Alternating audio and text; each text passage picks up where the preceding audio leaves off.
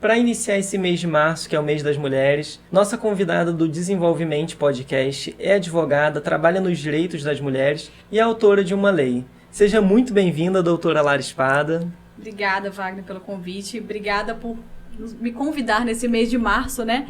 Que é um mês que comemora o Dia Internacional da Mulher, dia 8. Então, a gente faz com que esse mês seja um mês para promover, ajudar e cuidar das mulheres. Então, foi muito legal esse convite, principalmente nesse mês. Muito obrigada. Primeira coisa que me veio na cabeça quando eu soube que você criou uma lei, de onde que veio a ideia e como que se cria uma lei? Então, de onde veio a ideia? Analisando todo o contexto, né? De estudar mulheres, tanto que a minha prática pessoal e profissional, né, de atendimento às mulheres que sofreram violência doméstica, que sofrem violência doméstica, eu pensei em desenvolver uma lei para proteger as mulheres, não só para proteger as mulheres, mas para ensinar os homens também, os meninos, lá na base, a como tratar uma mulher. Então eu falei assim, o que eu vou fazer? Eu preciso mudar na base, porque não adianta a gente tratar e tentar explicar para umas pessoas depois que elas ficam mais velhas, né? Porque isso vem muito do caráter, da criação. Sim. Que eu pensei em criar uma lei municipal, né? Para colocar nas escolas municipais como matéria não eletiva, né? Aquela matéria que não vai dar pau. Ensinar as crianças sobre a Lei Maria da Penha, tratar a violência doméstica, tanto os meninos e as meninas. Ensinarem as meninas a se defenderem e os meninos a como tratar as meninas, né? Como se comportarem. Porque muito o que acontece? O que eles veem em casa é o que eles vão replicar pela vida. Né? Então, a partir do momento que eles começam lá na escola a entender o que é uma violência doméstica, como tratar uma pessoa, uma mulher, né? Como ter uma empatia, um respeito, eles precisam aprender ali na base, né? Porque eles vão começar a ver, o que eu vi em casa, né? O exemplo, o que meu pai faz com minha mãe não é legal, então isso não é certo. Eu aprendi na escola desse jeito. Então, eu preciso mudar, preciso conversar com meu papai, eu preciso conversar com minha mamãe sobre o que está acontecendo, que não é legal. Então, eu acho que essa lei, não tenho certeza que essa lei vai mudar muito. Temos muito ainda para mudar, mas acho que essa lei, a gente mudando ali na base, nas escolas, tratando as crianças de 6, 7, 8 anos, que é a criação do caráter, a formação do caráter, né? Vai ajudar, né? Legal demais. É um trabalho a longo prazo, né? É um trabalho a longo prazo. Mas, assim, por isso que eu falo, tem que começar na base para eles já crescerem com esse trabalho ali em mente, né? Com essa ideia, conhecimento. Sim, sim. Interessante que, assim, eu tenho mais de 30, né? Então, quando eu falo da minha infância, assim, tem um bom tempo, né? Que e isso, foi ontem. Eu também tenho mais de 30, então tem que puxar para foi ontem. Então, assim, 20 anos atrás era uma outra realidade. E eu venho de uma comunidade do Rio. Então, assim, era muito comum ver violência. E eu lembro de, tipo assim, homem que batia, ofensa, enfim. Coisas bem... Aquela agressão que é bem... que todo mundo vê. Mas aí tinha aquele ditado, briga de marido e mulher, não se mete a colher. Ou falava assim, não, se ela apanhou é porque tem motivo. Se ele tá batendo tem um motivo. Tá educando, uns negócios desse. Que, assim, eu cresci ouvindo isso. Então, naquela época, quando eu via esse tipo de coisa... Claro, me incomodava, mas assim, eu não tinha essa noção de, tipo, como que isso é errado, que isso é absurdo. Sei lá, pra mim era uma coisa normal. Hoje não, hoje eu tenho noção que aquilo é um absurdo. E isso era assim, na frente de todo mundo. E ninguém fazia nada. Hoje eu acho que isso é uma situação que é mais difícil de acontecer, ou não? Acontece muito, infelizmente ainda acontece muito, mas hoje as mulheres têm mais conhecimento, elas não aceitam mais qualquer tipo de criação, de educação e de submissão, né? Sim. Então, com esse avanço, né, da nossa luta diariamente, as mulheres já não estão aceitando, não tem mais aquela submissão que tinha, por exemplo, na época dos nossos pais, nossos avós, nossos bisavós, né? Sim. Então, isso vem mudando. Ainda tem muita mulher, infelizmente, que não sofre violência doméstica? Temos, muitas. Algumas sofrem e nem sabem, porque quando a gente fala em violência doméstica, todo mundo acha que é só a violência física, né? É só o tapa, né? E, infelizmente, aquelas que chegam à morte. Nós temos a violência psicológica, a emocional, a patrimonial. Muitas mulheres sofrem esse tipo e não sabem. Então, assim, eu tenho várias pacientes, amigas, conhecidos que falam assim, eu chego, meu salário eu recebo, não, eu tenho um combinado de chegar em casa, o meu salário eu passo pro meu marido, e ele vai tomando as contas ali pra ele, tomando meu dinheiro pra ele, e ele que vai administrando todo o meu dinheiro. Mas você não tem nada pra você? Não, porque ele fala que como ele que vai né, cuidar de todas as contas, eu tenho que passar tudo pra ele. Então, às vezes, eu não tenho dinheiro pra fazer o que eu quero, porque eu tenho que ficar pedindo pra ele. E a mulher tá lá se matando de trabalhar, se matando de trabalhar em casa, e o dinheiro é tudo dele, sabe? Isso é uma violência patrimonial, porque ele tá subtraindo tudo dela, né? E, às vezes, tira o desejo dela, o poder de comprar as coisas pra ela, para benefício próprio ou prol da casa, né? Porque muitos não aceitam. Tem aquelas mulheres que brincam, eu cheguei em casa hoje com umas sacolinhas escondidas do marido, né? Porque ele não pode saber que eu comprei um sapato. Então, esses tipos de brincadeiras, se a gente for analisar, isso é uma violência patrimonial. Entendi. Porque elas ficam com medo do que vai acontecer, se eles chegarem e mostrarem que comprou, falar assim, tá com dinheiro, hein? Tá sobrando dinheiro, então vamos ajudar mais alguma coisa, então está sobrando dinheiro, vou deixar você assumir as contas de casa. E com isso, com essa violência patrimonial, acaba fazendo uma violência psicológica também, né? E que aí começam as ofensas, e muitas mulheres, às vezes os maridos, os companheiros, xingam e elas não sabem nem que aquilo ali é uma violência. Não, doutora, isso não é violência não, ele nunca me bateu. Mas ele te xinga. Xinga, mas isso todo mundo xinga. Então, era muito comum, né? Sim. Igual você tá falando, na sua época era muito comum, na minha época também dos nossos pais, nossos avós, o que a gente via ali, né? Muito era comum. Então, hoje, as pessoas estão tendo conhecimento do que é uma violência doméstica, de tudo que engloba ali, que não é só a física e, infelizmente, também não é só aquela que leva à morte, né? Sim. E eu acho que ainda tem uma falta muito grande nessa percepção. Porque hoje eu atendo mulheres com relacionamentos e tudo mais, e eu escuto justamente isso. Mulheres, assim, novas, sabe? Que, assim, têm acesso à informação e tudo mais. Quando elas começam a falar do relacionamento, eu percebo que elas estão em um relacionamento abusivo. Que o cara faz isso mesmo, às vezes, pegar o dinheiro, ficar com o dinheiro, ofende, xinga.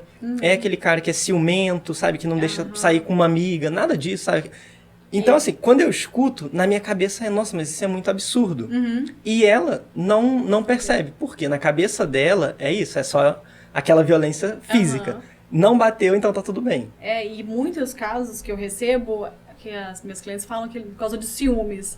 Aí eles falam que o ciúme é porque é amor. Aí eles querem cuidar, por isso ciúmes, por isso não deixa sair com determinado tipo de roupa, com maquiagem, não deixam trabalhar fora. Muitas não podem trabalhar fora porque os maridos não deixam. E ela, não, doutora, porque ele fala que ele me ama muito. Aí ele fica falando que não é legal eu ficar saindo com minhas amigas, não é legal eu ficar me relacionando com a minha família, eles não acham legal isso. Então eu aceito, porque é amor, ele fala que me ama demais. Só que na verdade ele tá privando ela de tudo ali pra viver aquele mundinho na casa deles e ela viver só pra eles, né? E estarem 24 horas à disposição, trabalhando em casa, que tem que dar conta de tudo, né? Não só no trabalho, mas no trabalho em casa também. Sim. E você sente que isso vai aumentando? Por exemplo, no início do relacionamento, 1000 maravilhas. Aí vai demonstrando alguns sinais. Porque também não dá pra esconder totalmente, mas vai aumentando? Vai aumentando o que você fala, assim, a violência Sim, vai aumentando o seguinte, o que acontece? Porque todo início de relacionamento é muito bom, qualquer coisa no início que a gente faz, a empolgação é maior, é tudo muito mais legal no início, né? Eu costumo brincar que é o príncipe de 3 meses, né? Que ele vem, ele te conquista, ele te oferece um mar de rosas e alguns detalhes vão aparecendo, né? Eles vão dando indício, assim, começando com ciúmes, começando com algum tipo de restrição. Não sai com suas amigas, não. Pra que sair com suas amigas? Por que pra casa dos seus pais no final de semana? Vamos ficar só a gente? Não usa essa roupa. Aí começa a crítica do corpo. Quando a gente começou a namorar, você era mais magra, engordou agora, hein? Acontecendo. Mas também, se falar que vai pra academia, alguns já começam a criar casos. Pra que academia? Faz exercício em casa, vai fazer uma caminhada, vamos juntos. Então, assim, os sinais, eles aparecem. Só que é uma coisa que eu falo, é muito difícil a mulher que está no relacionamento, ela identificar que ela está no relacionamento abusivo. E eu costumo falar nas minhas palestras, nos podcasts que eu participo, as entrevistas, do violentômetro. Que o violentômetro é muito legal. Quando eu falo, nossa, que interessante. É como se fosse um sinal, um semáforo de trânsito, né? Que tem o sinal vermelho, o amarelo, o laranja e o verde. E eu costumo falar que quando você está no relacionamento, né? Um sinalzinho verde lá, que o seu companheiro te elogia, que ele confia em você, que ele te dá toda a sensação de bem-estar, que ele faz tudo para te ver feliz, não te atrapalha em nada, que ele tá super de boa com o seu relacionamento, ele não te causa nenhum problema, é o sinalzinho verde. Vai em frente. Tudo bem. Tá tudo bem, vai em frente ao relacionamento. Mas aí vem o sinalzinho laranja, que é aquela tensão. Aqui em Juiz de Fora corre, né? Porque quando vem o sinal amarelo, todo mundo quer avançar, acelerar. Mas, teoricamente, o sinal laranja é para você ter uma tensão ali, um alerta. Quando ele já começa a controlar suas roupas, controlar suas amizades, demonstrar umas crises de ciúmes, cortar algumas atitudes suas, eu já falo, fica alerta que isso não é um relacionamento muito bacana, não. E o sinal vermelho, que é aquele pare, caia fora, é quando ele já te ameaça, ele já te bate, ele já pratica uma violência psicológica que você tem que ficar procurando a ajuda de outros profissionais para poder se tratar. Quando ele usa de meios para te coagir, ou ele tenta suicídio e coloca a culpa em você e ele te bate, né? Então, assim, tenta te matar. Isso é para você parar, né? Sair fora desse relacionamento antes que o pior aconteça. Então, esse violentômetro, ele é um termômetro do relacionamento. Tem os sinaizinhos para você ir identificando, né? Lógico que no início é tudo mais difícil a gente perceber, né? Primeiro tem aquela paixão, né? Aquela comoção. E aquela, não, ele vai mudar, mas acaba não mudando e a situação vai piorando, né? Até chegar em coisas piores, infelizmente. Mas os sinais sempre são dados. Sim. E quem está de fora realmente observa isso melhor, né? Você falou um ponto que eu fiquei curioso. Então, assim, pode acontecer da pessoa ameaçar o suicídio para outra não sair do relacionamento. Também. Algo assim. Acontece muito. Fala assim, se você me deixar, eu vou suicidar. Ou às vezes, já vi muitos casos acontecendo, tentam suicídio, batem a cabeça na parede, se dopam de remédio, se debatem, falam assim, olha só o que você está fazendo comigo, olha só o que você faz eu fazer, é por culpa sua. Às vezes o problema às vezes não, o problema é dele, mas ele quer procurar uma outra pessoa para ele colocar o problema. Tipo, a culpa é minha, eu coloco em quem eu quiser. É mais ou menos isso. Então, eles fazem isso.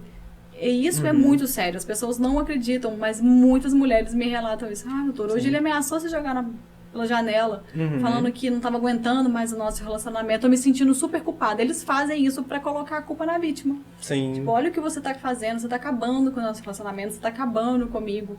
Então, isso acontece muito e é muito real. E aí a vítima acaba não saindo, né? Não. Ela fica presa naquele ciclo ali da violência doméstica, né? Que eu falo que é o ciclo... São as fases, né? Tem a agressão, aí depois vem os pedidos de desculpas, com aquela lua de mel, que ele te pede desculpa com flores, chocolates, presentes. Então ela fica presa naquele ciclo. Hoje brigou, pede desculpa, amanhã aquela lua de mel, aquele início todo bom do relacionamento, sabe? Então, fica presa nesse ciclo. Fica sempre esse ciclo e a promessa, né? O ciclo encerra, aí tem a promessa de novo de melhora. E eu vejo que algumas mulheres ficam anos nisso, né?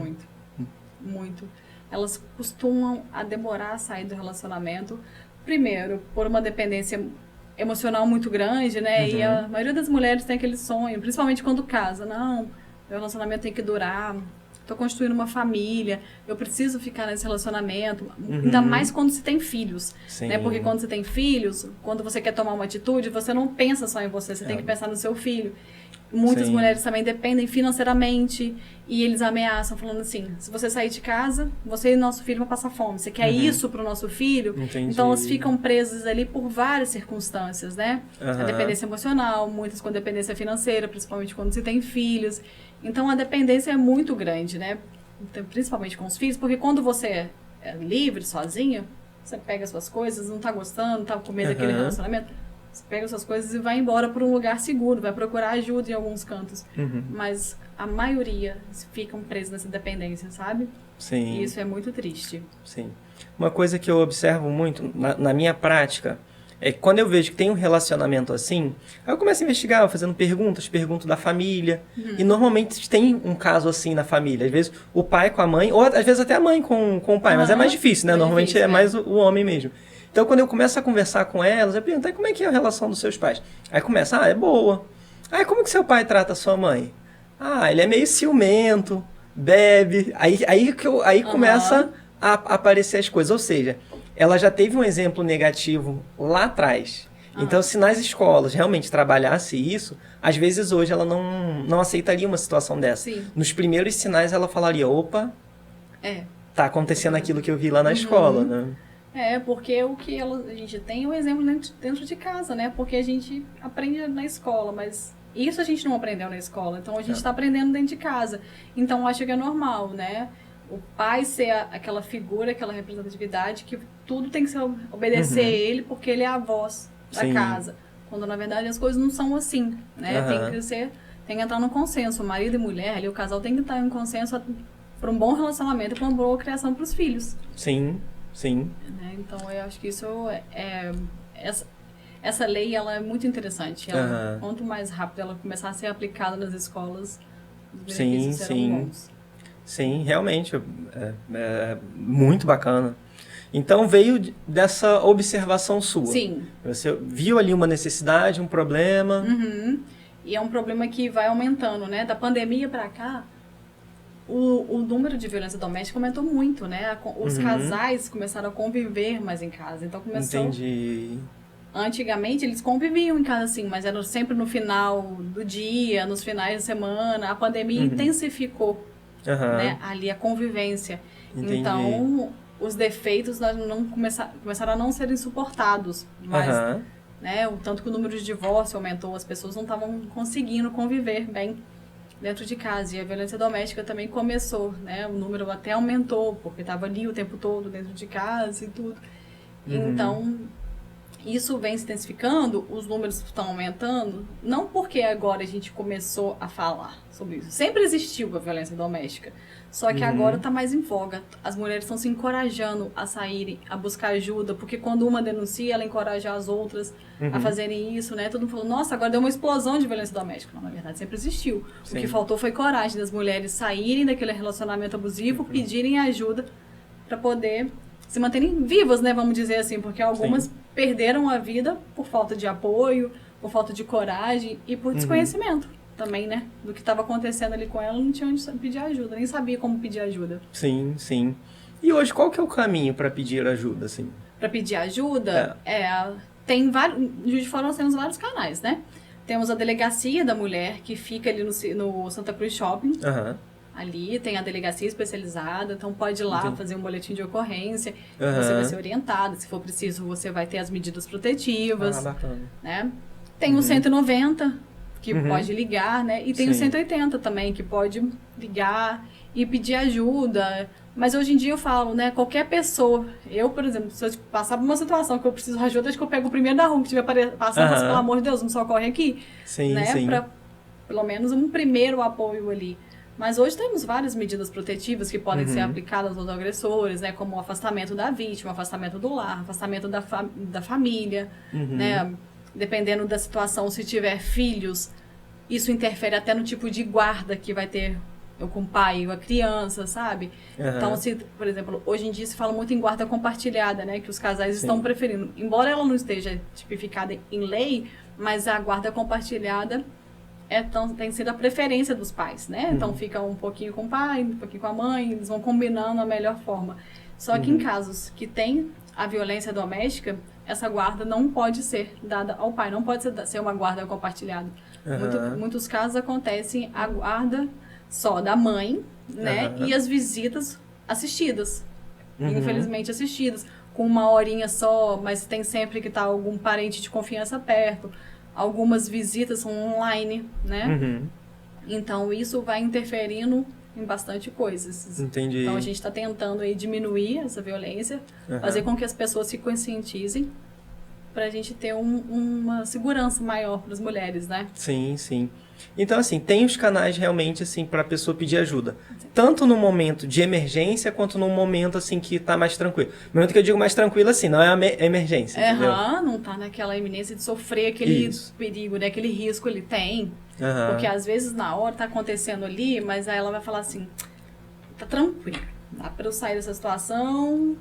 Foi só uma discussão, e amanhã ela pode buscar ajuda, sabe? Pensar com mais calma, pode procurar um advogado. Muitas antes de ir procurar a delegacia, me procuram para se orientarem. Falam assim, olha, doutor, o que eu vou fazer? Aí eu falo, olha, vamos conversar. O que você quer? O que você precisa? Qual que é a sua necessidade, né? Que a maioria, às vezes, querem só conversar. A maioria também, às vezes, vão para pedir ajuda. E cada caso eu vou direcionando. Eu falo assim, olha, nessa Sim. situação não vai dar mais. Né? Já teve casos de eu estar com um processo de divórcio, o casal decidiu separar, vamos fazer o divórcio.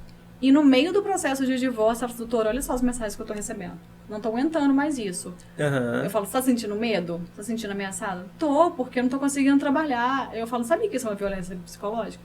Não. Mas disso vai dar... É uma violência doméstica? Pode ser uma lei Maria da Penha? Eu falei, pode.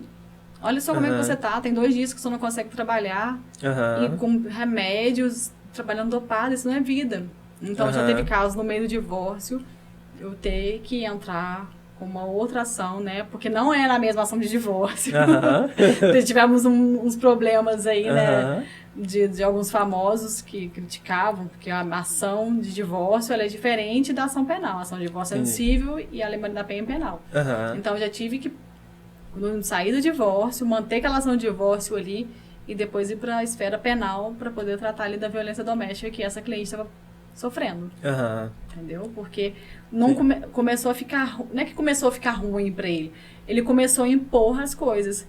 Aí, quando ela veio, ela me contratou, eu falei, não pode ser desse jeito. Tá sendo muito só a vontade dele. Então, quando ela foi e falou com ele que ela não aceitava mais aquilo que estava acontecendo, aí ele já ficou nervoso. Falou assim, não, assim não quero. Aí começou a ameaçar, fazendo um monte de coisa, sabe? Aí a gente teve que partir para essa outra esfera também. Entendi. E quando a vítima, assim, né, no caso a mulher, ela corta o vínculo, eu já observei aqui na minha prática que acontece muito dele ficar desesperado. Tenta o WhatsApp, tenta Facebook, às vezes vai na casa da pessoa, sabe? Vai tentando por todos os lados. E aí acontece uma coisa também, que quando ela pega e realmente denuncia e tal, ele meio que se acovarda. Você percebe algo nesse sentido ou não na sua prática, assim? Então. Aí ele vai e cede, ele fala, opa, acho que agora não dá mais pra eu fazer isso aqui. Então, na maioria dos casos é o contrário. Eles não se afastam. Quando fica mais difícil eles terem contato com a vítima, parece que eles ficam mais enfurecidos e querem ir pra cima. Aí ameaça ela, ameaça um familiar. Sabe que em muitos casos, a maioria das violências domésticas que resultam em morte é porque os parceiros não aceitaram o fim do relacionamento. Entendi. Então eles falam, não tá comigo, então não vai estar com ninguém. Entendi.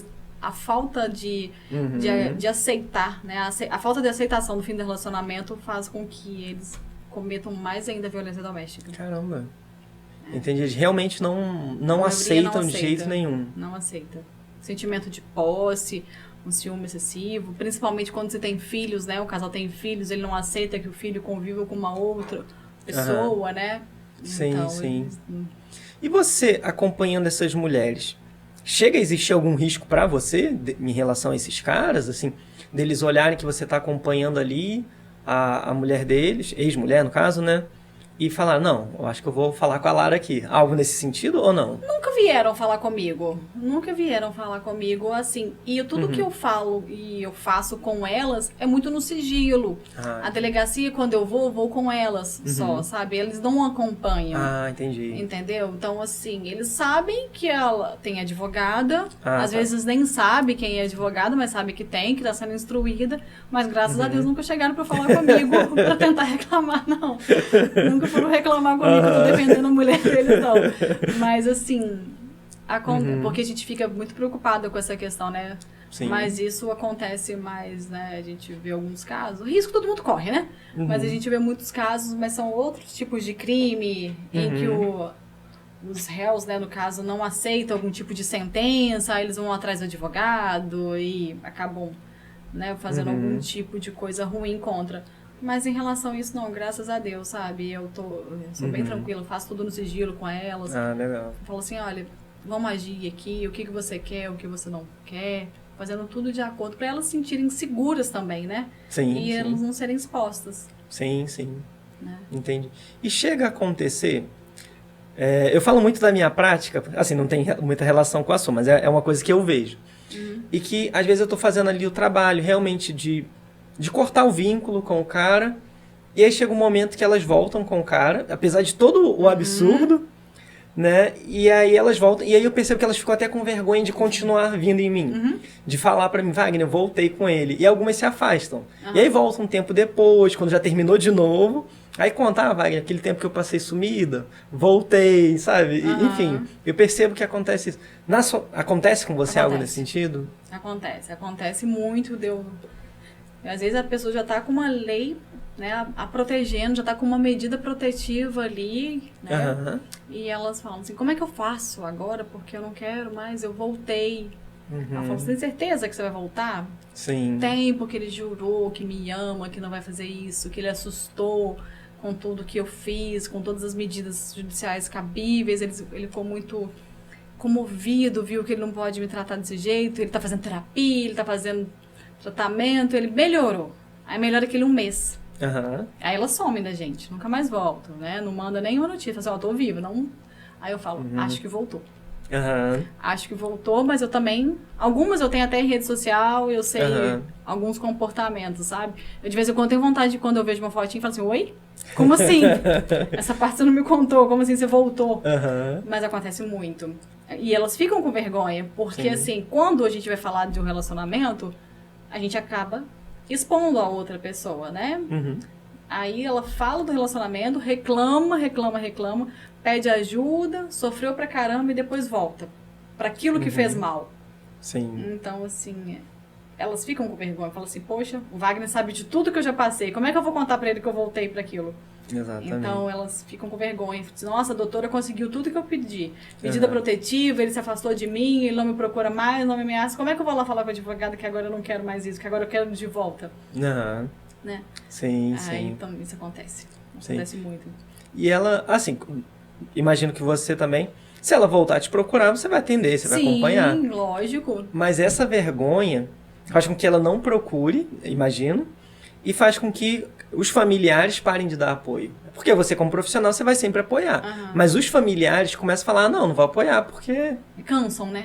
Porque eles estão ali para apoiar, dar todo o suporte necessário. Sim. Aí quando vê também que já fizeram de tudo, e que mesmo assim ela tá indo e voltando para aquele relacionamento, eles cansam. Falam assim, olha, eu fiz até onde deu, agora você quer isso? Então você é que assuma isso e vai viver sua vida com ele, com ela. Então, assim... Eles ficam mais assim. Alguns chegam até me procurar, mas doutora, como que você deixou? Eu falo, gente, não deixei. Eu oriento, eu falo o que deve ou não fazer. Mas eu não posso pegar na mãozinha e falar assim, que vem cá, você não vai voltar pra ele.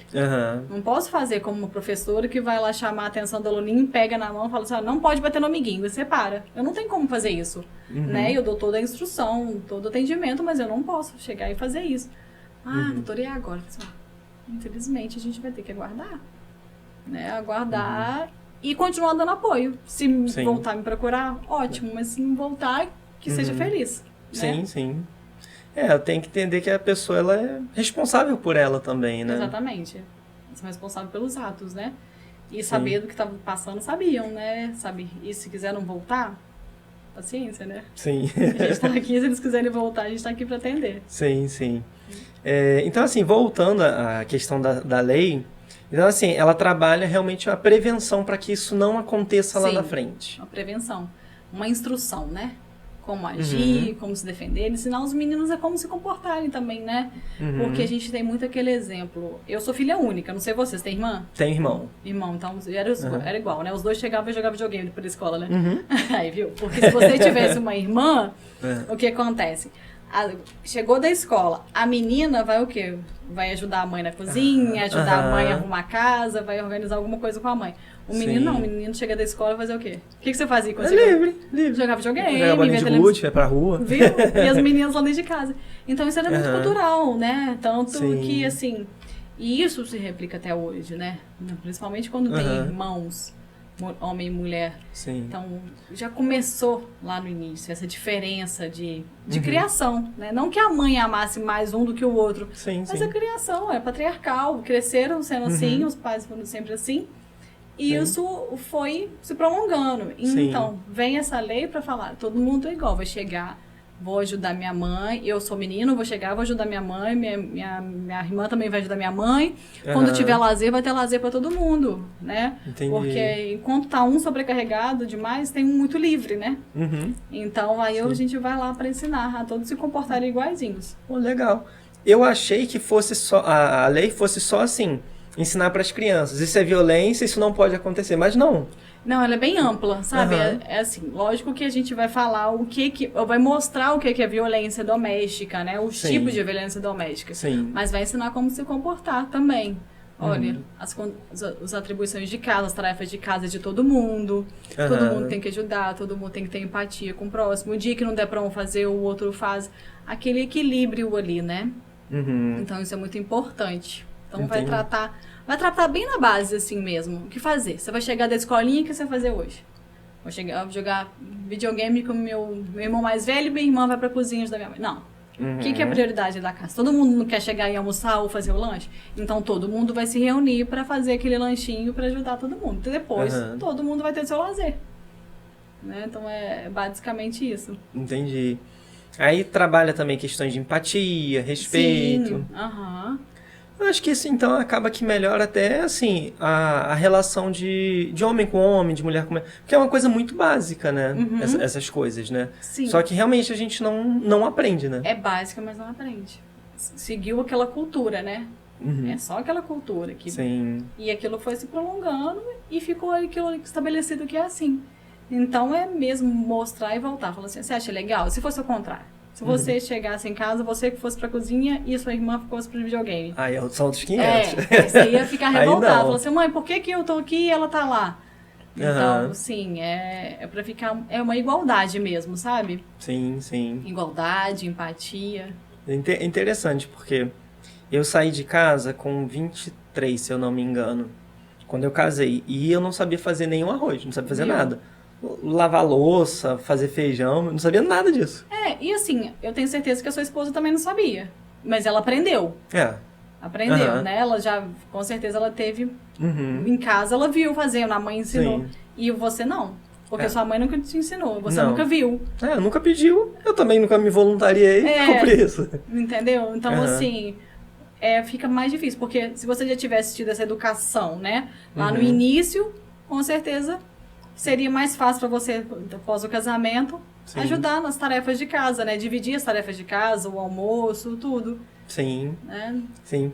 Então, aí eu me deparei com essa realidade. Eu não sabia fazer nada, mas não sei se foi por atitude dela ou algum exemplo que eu tive, mas eu fiquei incomodado. Falei, não, eu tenho que aprender. Viu? Que bom que você se incomodou. Mas eu realmente não sei se foi ela que acabou jogando pra mim, senão eu deixaria, né? Ou não, eu sei que assim, eu falei, não, eu tenho que aprender. E aí eu fui aprendendo, né? Depois de velho.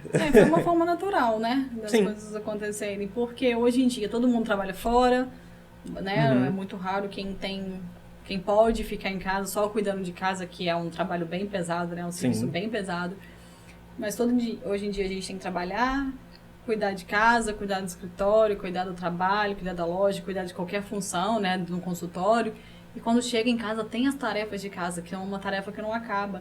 Então, quando fica só pra mulher, fica muito pesado, né? Porque eu falo que a gente não tem dupla jornada em casa e trabalho, a gente tem tripla jornada, porque ainda mais quando você tem filhos, né? Porque a jornada é maior ainda, né? Que tem que se dedicar pra casa, dedicar pra ela, dedicar pro filho e dedicar pro marido. Então, a função é grande. E quando não é dividida, sobrecarrega um. Então, assim, culturalmente, vai acontecendo da mulher pegar essas funções. Então, assim, por exemplo, ela casou, as funções da casa já vão pra ela. E aí ela começa a trabalhar fora. Então, ela já tem as duas atividades. Nasce uma criança, culturalmente ela que tem que assumir também. Então, ela vai só pegando mais atividades. E a gente ainda fica brigando por igualdade, só que a gente tá sempre mais sobrecarregada, né? Sim. A gente faz muito mais coisas, por mais que hoje, né? Graças a Deus a gente está conseguindo que casais tenham uma igualdade em todos os âmbitos, mas a mulher ainda acaba pegando mais algumas funções, né? Isso eu acho que é nítido para todo mundo, né? Os cuidados. A mulher tem um cuidado a mais com a casa, a maioria, né? Tem um cuidado a mais com a casa, com o marido, com o filho, né? É o jeito mulher de cuidar das coisas. Que acaba ficando sobrecarregado. Sim. E nos direitos da mulher, você também trabalha com essa parte, assim? Sim. Conscientização, esse tipo de coisa. Conscientização. Principalmente quando eu atendo homem, que eu também atendo homens, né? Porque legal. atendo homens porque meu escritório é amplo, né? Eu sou especialista em direito imobiliário, em lei geral de proteção de dados, né? Sou advogada da imobiliária, que é dos meus pais, e eu sou advogada de lá. Eu tenho 12 anos de formada, né? Acho que no início a gente nem falou isso. Eu tenho 12 anos de formada, então eu trabalho há muito tempo, né? Então, assim, tem muitos clientes homens, né? Eu gosto mais de atender e ajudar as mulheres, gosto, mas atendo muitos homens também, tem muitos clientes homens. E às vezes tem alguns casos que... Aí eles me contam, né, que eu falo que a consulta jurídica, ela acaba se tornando uma consulta psicológica também, né? Que eles vão falando também. Aí eu sempre dou uma chamada de atenção. Falo, mas se fosse ao contrário, isso, você não acha que ela tá sobrecarregada? Porque sem querer eles vão comentando ali as questões do dia a dia. E eu sempre dou uma chamada de atenção. Eles não tinham pensado nisso? Eu falo assim, vamos refletir, vamos fazer as coisas dar certo para todo mundo e tudo. Aí depois... Já atendi mulheres que depois levou marido, virou meu cliente. Atendi homem que depois a mulher virou meu cliente. Então, assim, é bem legal. Fico tentando trabalhar essa conscientização também. Oh, legal. Bacana demais. Bacana demais. Então, você trabalha com dessa parte da mulher e também com a parte imobiliária? Sim, também, que eu sou advogada da imobiliária. O que são os problemas que surgem assim, nessa área? Despejo, falta de pagamento de aluguel, os encargos locatícios, né? Cobranças de condomínios, execução de condomínio, as pessoas não pagam o condomínio e a gente vai e executa. Eu faço uma análise ali, porque quando você quer alugar um imóvel, você tem que apresentar um tipo de documentação e preencher uma ficha de proposta, né? Sim. Aí eu analiso se ele está dentro do parâmetro ali para poder... efetivar aquela locação, se ele tem renda, se não tem o nome negativado, se ele vai ter condições de arcar com aquele aluguel, se ele tem alguma garantia locatícia para poder fornecer, se ele tem a caução, se ele tem o fiador ou se ele vai adquirir um seguro-fiança. Então, faço todo esse atendimento ali, dessas ações também, sabe? E aí, no parte do direito imobiliário é isso também, junto com contratos de compra e venda, de escrituras públicas, né? Então...